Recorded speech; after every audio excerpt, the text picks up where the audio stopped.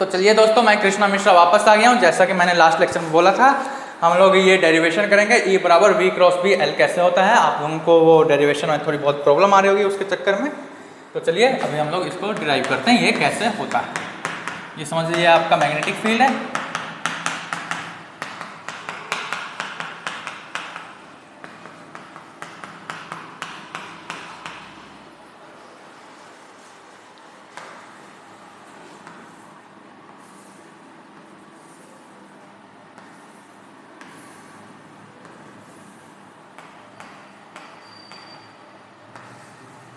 ये समझ लीजिए ये आपका वही केस है, ये लूप है।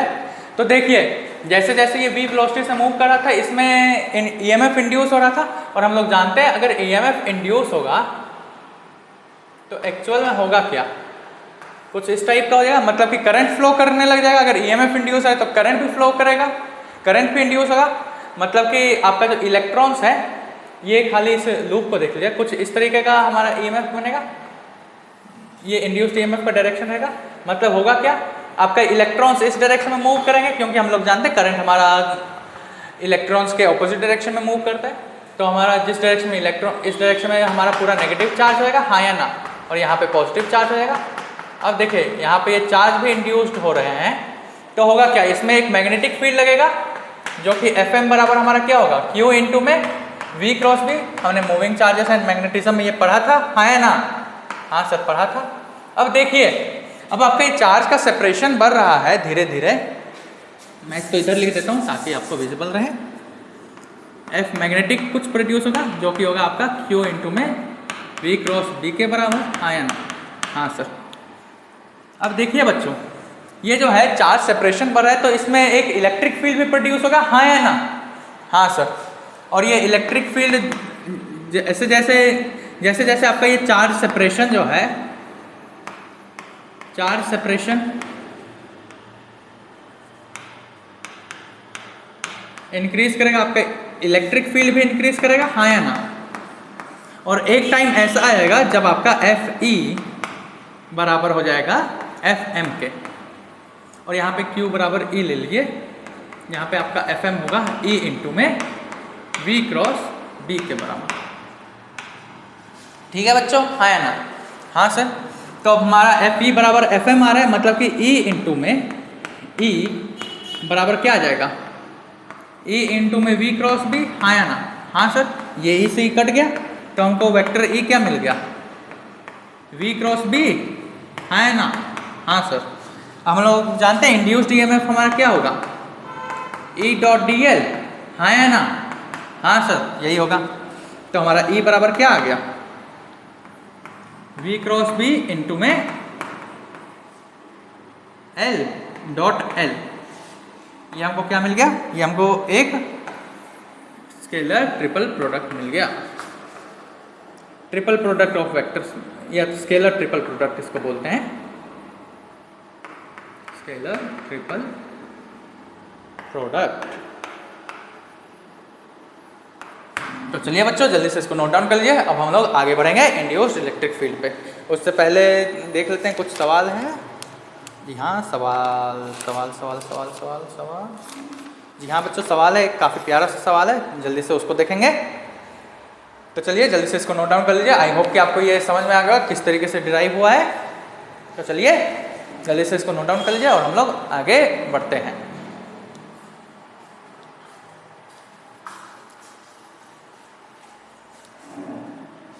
इसमें भी बच्चों आपको बिल्कुल मोशनल EMF की तरह ये जो हिंज वाले सवाल जो है, जिसमें कि आपको एंड्स के क्रॉस में निकालना है, इसमें भी आपको इफेक्टिव लेंथ देखना है। आपको एक्चुअल लेंथ से कोई मतलब नहीं है। इफेक्टिव लेंथ मतलब क्या हो गया, भले ही आपको कोई भी लूप दे दे, कुछ भी दे दे, आपको एक स्ट्रेट लाइन ड्रॉ करना है और आपको उसी के अकॉर्डिंगली निकालना है। तो आप लोग सवाल देख लीजिए बच्चों, किस तरीके का है question.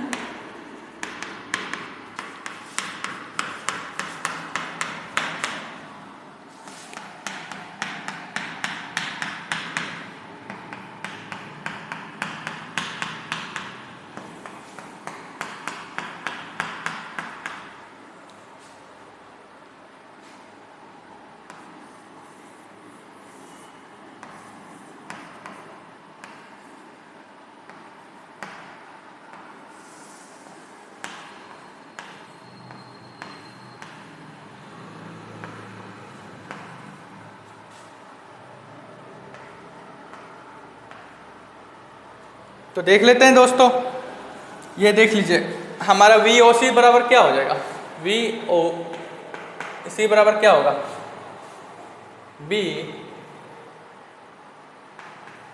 Omega x d x, हाँ या ना। ये 0 से कहाँ तक जा रहा है, 3L तक, हाँ या ना बच्चों, हाँ सर। तो वी ओ सी बराबर हमारा क्या हो गया, यहाँ पे हमको फाइंड क्या करना है, ये देख लीजिए, फाइंड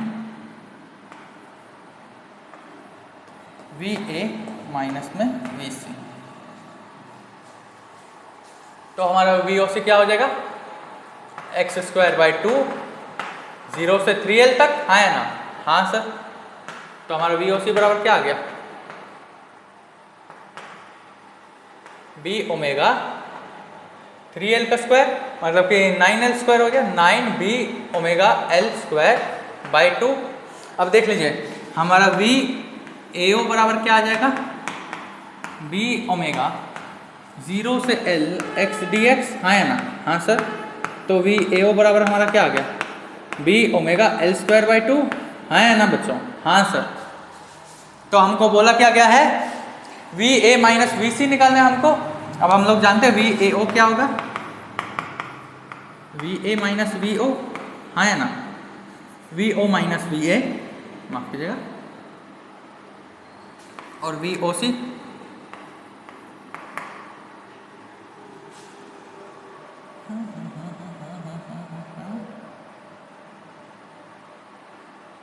अच्छा माफ कीजिए, यहाँ पे थोड़ी बहुत मिस्टेक होगी बच्चों।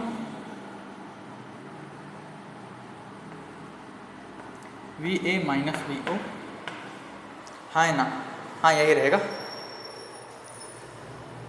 V O minus we A, हाँ हाँ हाँ, आपको V O minus we A मिल जाएगा।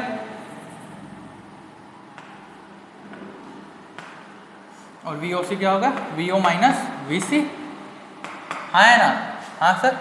तो ये बराबर आपका क्या आ रहा है, बी ओमेगा L²/2, और ये बराबर आपका क्या आ जाएगा, B omega 9b omega L²/2।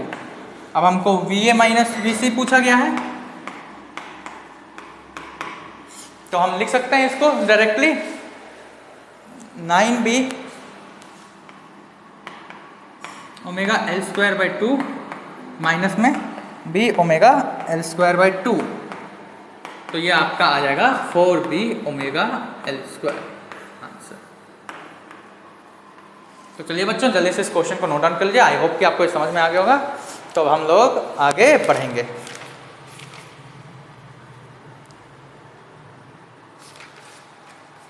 अपने अगले कॉन्सेप्ट इंड्यूस्ड इलेक्ट्रिक फील्ड पे। तो चलिए जल्दी से इसको नोट डाउन कर लीजिए,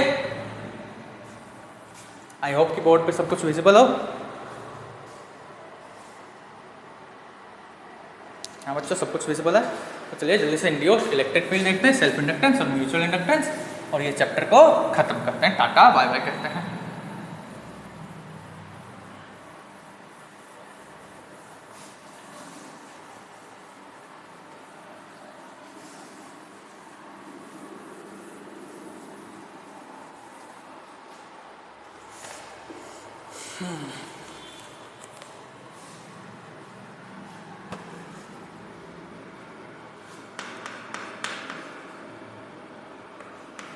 तो चलिए दोस्तों आ जाते हैं इंड्यूस्ड इलेक्ट्रिक फील्ड पर।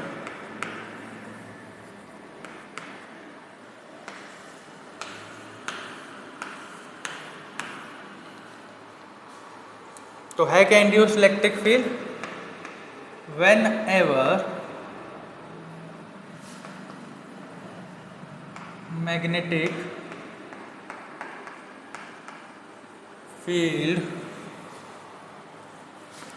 is changing, whenever magnetic field is changing and induced electric field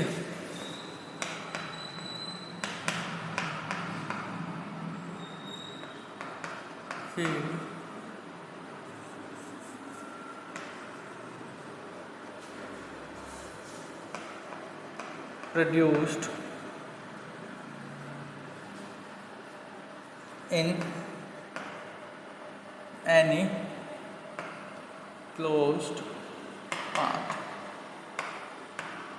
मतलब कि जब भी आपका ईएमएफ इंड्यूस होगा, when ever magnetic field is changing and induced electric, जब भी आपका मैग्नेटिक फील्ड चेंज होगा, इसका मतलब क्या बच्चों, जब भी आपका मैग्नेटिक फील्ड में चेंज होगा, एक ईएमएफ, एक इंड्यूस्ड इलेक्ट्रिक फील्ड प्रोड्यूस होगा, जो कि एक इन एनी क्लोज्ड पाथ। अब ये देख लीजिए, वो कुछ इस तरीके का रहता है बच्चों,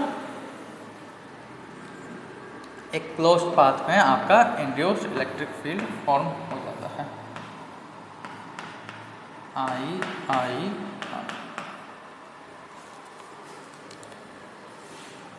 तो देखिए बच्चों,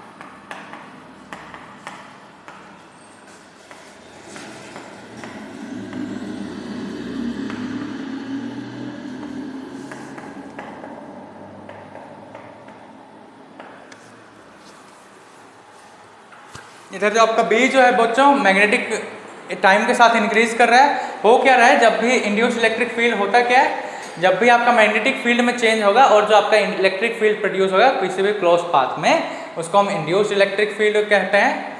ये देखिए, आपका जो इलेक्ट्रिक फील्ड है इस तरीके से क्लोज पाथ में इंड्यूस होगा, मतलब प्रोड्यूस हो जाएगा। तो चलिए देख लेते हैं, ये इलेक्ट्रिक फील्ड जो होता है आपका, जल्दी से इसको नोट डाउन कर लीजिए, कुछ नोट पॉइंट्स लिखने हैं। नोट डाउन कर लिए? तो चलिए कुछ नोट पॉइंट्स लिखवा देता हूं आप लोगों को।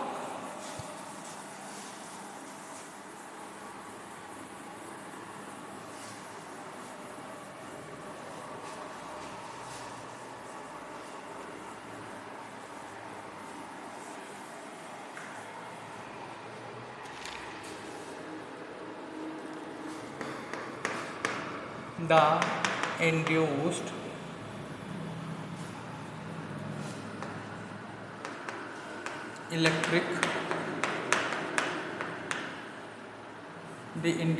electric field is different from the electric field we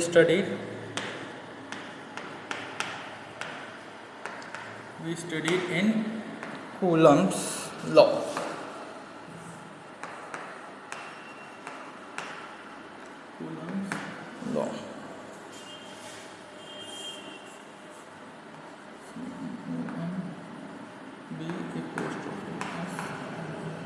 Coulomb's law देख लीजिए। Unlike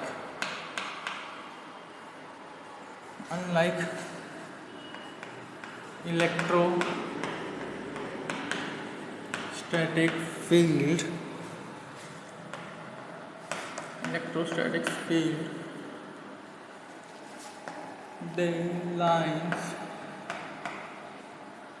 the lines of induced electric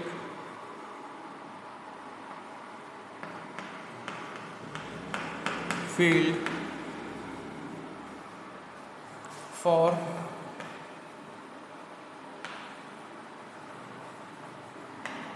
closed loops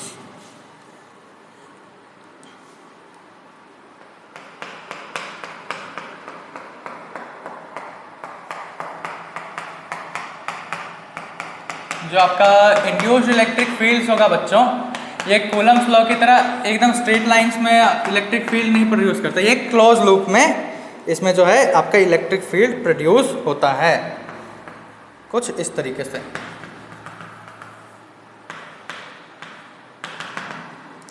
माफ़ कीजिएगा, ऑरेंज चौक से बनाता हूँ बेटर विजिबिलिटी के लिए।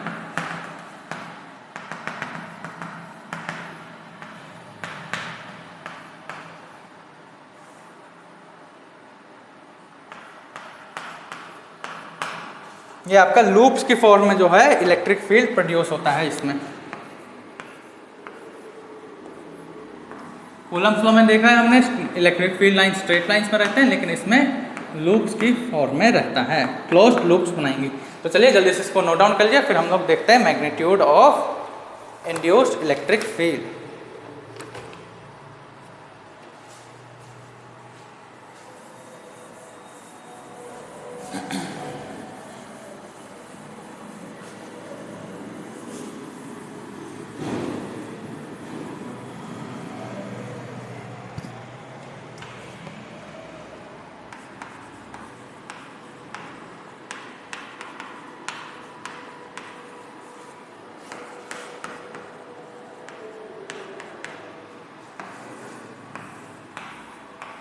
हम लोग जानते हैं हमारा जो इलेक्ट्रिक फील्ड, जो इंड्यूस्ड इलेक्ट्रिक फील्ड कैसे प्रोड्यूस होता है, मैग्नेटिक फील्ड के चेंज इंक्रीज होने से या डिक्रीज होने से, मतलब कि सिंपली इंक्रीज ही समझिए, मैग्नेटिक फील्ड के चेंज होने से ही होता है।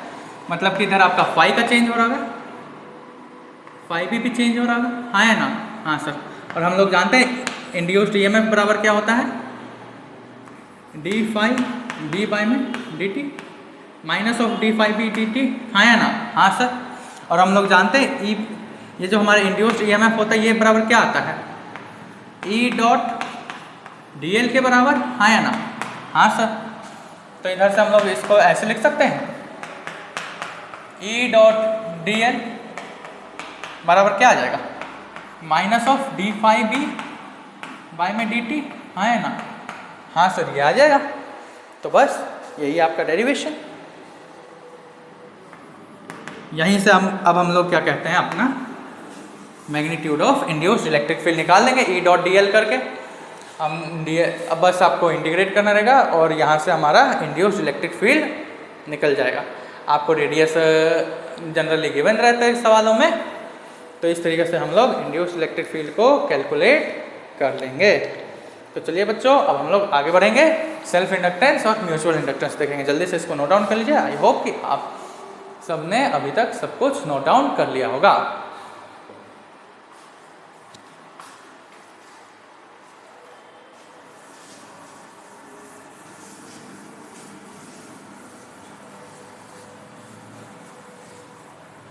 अब पहले हम सेल्फ इंडक्टेंस देखेंगे, उसके बाद म्यूचुअल इंडक्टेंस देखेंगे।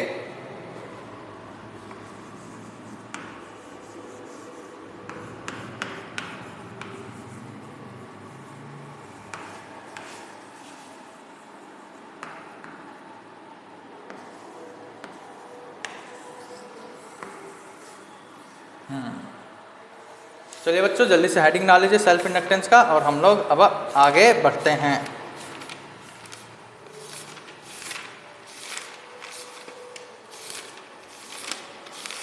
अब बस ये चैप्टर ख़त्म ही होने वाला है मेरे प्यारे बच्चों। सेल्फ इंडक्टेंस होता क्या है, the effect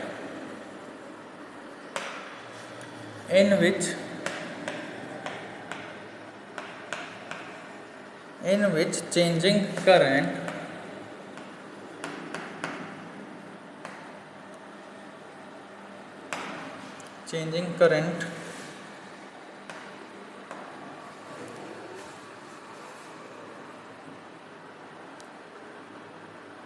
in a circuit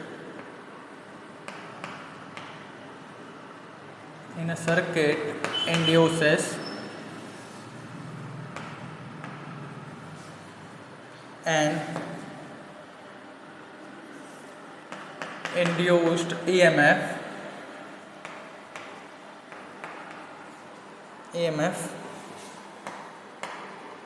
in the in the same circuit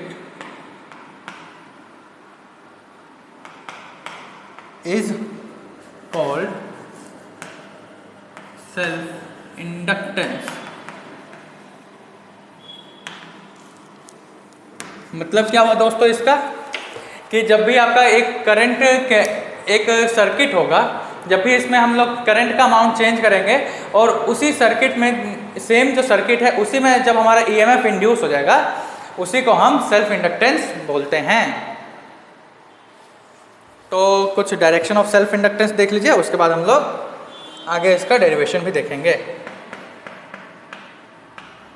direction of self inductance, इसको मैं एसआई से डिनोट कर रहा हूँ, अभी एसआई लिख रहा हूँ शॉर्ट फॉर्म में। केस 1 ये आपका करंट का डायरेक्शन है,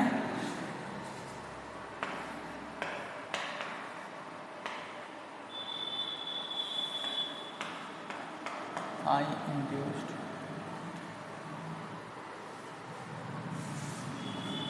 यहाँ पे इस सर्किट में जो आपका आई इंक्रीज कर रहा है,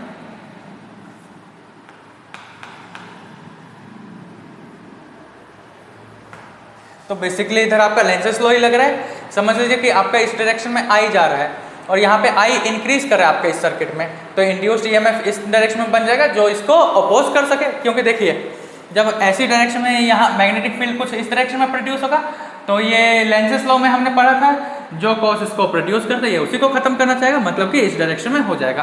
तो ये तो केस 1 हो गया, और अलग अलग केसेस मैं आपको दे देता हूँ ड्रॉ करके। अब आपको उसमें बताना है कि डायरेक्शन क्या होगा, ये आपके लिए DIY रहेगा। एक केस मैंने आपको बता दिया और बाकी केस आप लोग घर से करके लाइएगा।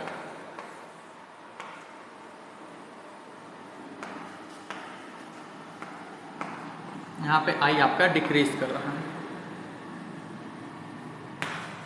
तो आपको इधर इंड्यूस्ड करंट का डायरेक्शन बताना है। तो चलिए जल्दी से हम लोग इसका डेरिवेशन देख लेते हैं।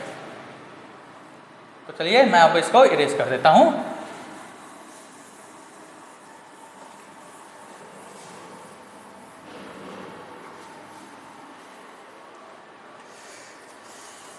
तो चलिए हम लोगों ने देखा जैसे जैसे हमारा आई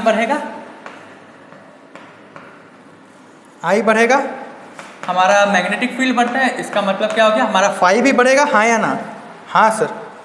तो जो हमारा फाई बी जो होगा डायरेक्टली प्रोपोर्शनल टू आई हो जाएगा, हाँ या ना? हाँ सर। तो हमारा फाई बी जो बराबर होता है ये होता है एल आई। यहाँ पे एल होता है हमारा, एल होता है सेल्फ इंडक्टेंस। सेल्फ इंडक्टेंस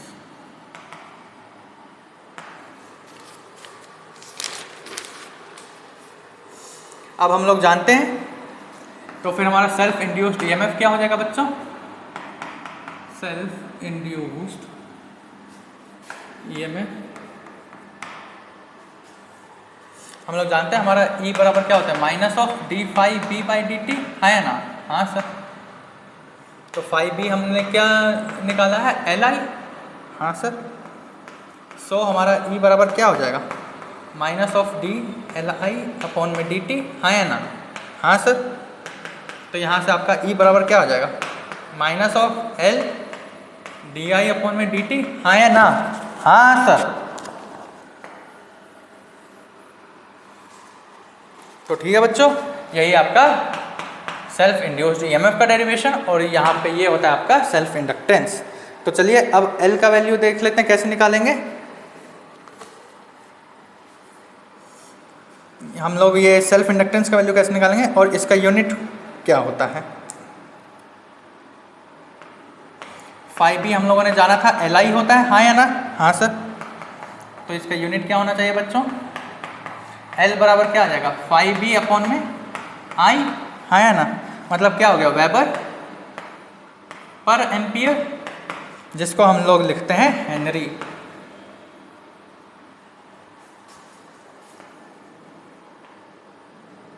अब यूनिट ऑफ एल क्या होगा, ई अपॉन में D I by d t, हाँ या ना? हाँ सर। मतलब कि क्या हो गया, V बाई में A अपॉन में T, A अपॉन में सेकेंड्स, हाँ है ना, हाँ सर। मतलब क्या हो गया, VS बाई में A, हाँ है ना, हाँ सर। और इसको हम लोग लिखते हैं हेनरी H। तो चलिए जल्दी से इसको नोट डाउन कर लीजिए। अब हम लोग म्यूचुअल इंडक्टेंस देखेंगे। और रेजिस्टेंस और इंडक्टेंस में क्या, ये जो आपका इंडक्टर जो होता है बच्चों, self inductance, inductance opposes change in current, और ये सडन चेंज इन करंट को अपोज करेगा जब आपका टाइम बराबर t इज इक्वल टू 0 रहेगा। जैसे ही आपका टाइम बढ़ते जाएगा उसके बाद आपका इसका इफेक्ट खत्म हो जाता है। मतलब कि हम लोग AC में पढ़ेंगे भी, LR सर्किट, RC सर्किट और LRC सर्किट में जो आपका इंडक्टर जो है ये सडन चेंज इन करंट को अपोज करता है। मतलब कि सडन चेंज इन करंट, जैसे आपका करंट में सडन चेंज होगा, आपका जहाँ पे इंडक्टर रहेगा वहाँ पे ओपन सर्किट बन जाएगा। मतलब कि आपका इंडक्टर जो है does not allows the sudden change in current. तो चलिए अब हम लोग लास्ट टॉपिक देख लेते हैं अपना, म्यूचुअल इंडक्टेंस। जल्दी से इसको नोट डाउन कर लीजिए बच्चों, फिर हम लोग म्यूचुअल इंडक्टेंस पे आगे बढ़ेंगे।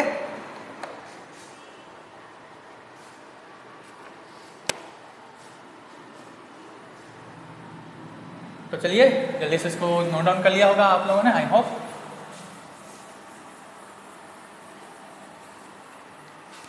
तो म्यूचुअल इंडक्टेंस और सेल्फ इंडक्टेंस में क्या अंतर है बच्चों? म्यूचुअल इंडक्टेंस में जनरली आपका होता क्या है,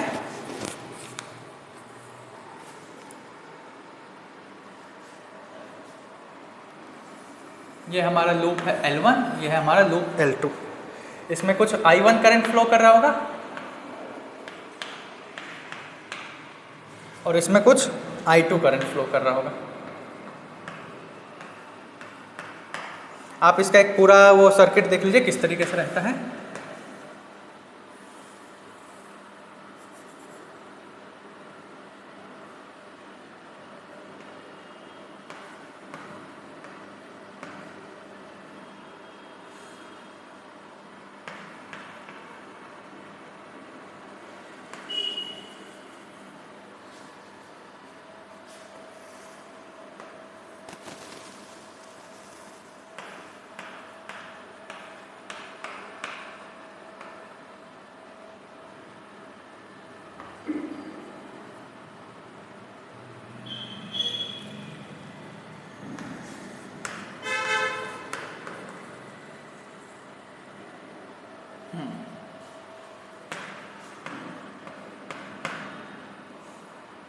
हाँ बच्चों, तो हो क्या रहा है बच्चों, यहाँ पे हम लोग I1 जो है इस सर्किट में चेंज करें, मतलब कि I1 को इंक्रीज करते जा रहे हैं, I1 ग्रोइंग। तो I2 करेगा क्या, इसमें ऐसे एक मैग्नेटिक फील्ड प्रोड्यूस होगा इस वाले लूप में, और यही मैग्नेटिक फील्ड लाइंस ये एकदम इसके क्लोज रखा रहता है दूसरा लूप, तो उससे भी पास करेगा। तो लेंज़ेस लॉ के अकॉर्डिंगली ये इसको अपोज करेगा, तो I2 उस डायरेक्शन में फ्लो करेगा जिस डायरेक्शन से वो मैग्नेटिक फील्ड्स को अपोज कर सके, हाँ या ना, हाँ सर। और जब क्या कहते हैं ये डिक्रीज करेगा तो इसमें इंक्रीज करेगा, और जब इसमें इंक्रीज करेगा तो इसमें डिक्रीज करते रहेगा, वाइस वर्सा। तो समझ लीजिए यहाँ पे हमारा I1 है, ये इस तरीके से मैग्नेटिक फील्ड प्रोड्यूस कर रहा है, हाँ या ना, हाँ सर। और हम जो I1 जो है हमारा इंक्रीजिंग है।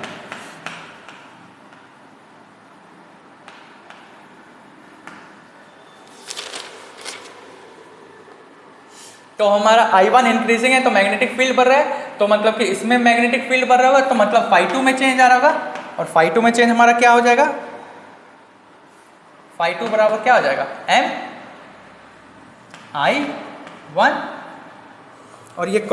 और ये जो हमारा M जो होता है ये होता है coefficient of mutual inductance, MI जिसको लिख देते हैं। यहाँ पे हेडिंग डाल दीजिएगा बच्चों, mutual inductance.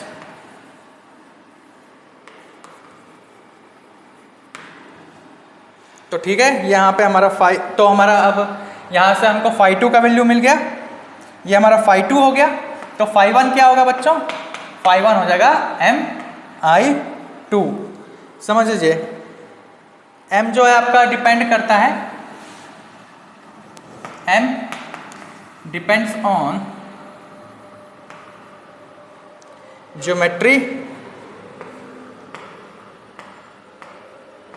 Geometry of both coil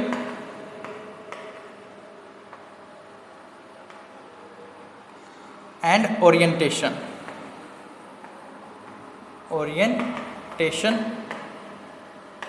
of both coil. और m जो होता है m is same for both cases. m जो है आपका दोनों केसेस के लिए सेम रहेगा।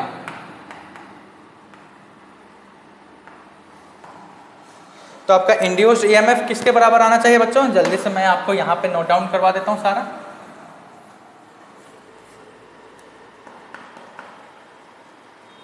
इंड्यूस्ड ईएमएफ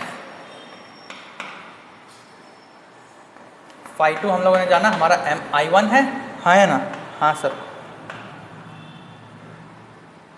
तो मतलब हमारा E2 बराबर आ जाएगा माइनस ऑफ डी phi 2 में dt, हाँ है ना? हाँ सर। तो ये बराबर क्या आ जाएगा? Minus of D m I1 upon में dt, हाँ है ना? हाँ सर। तो E2 बराबर हमारा क्या आ जाएगा? Minus of m D I1 upon में dt। ये हो गया आपका E2 का value. Induced EMF induced in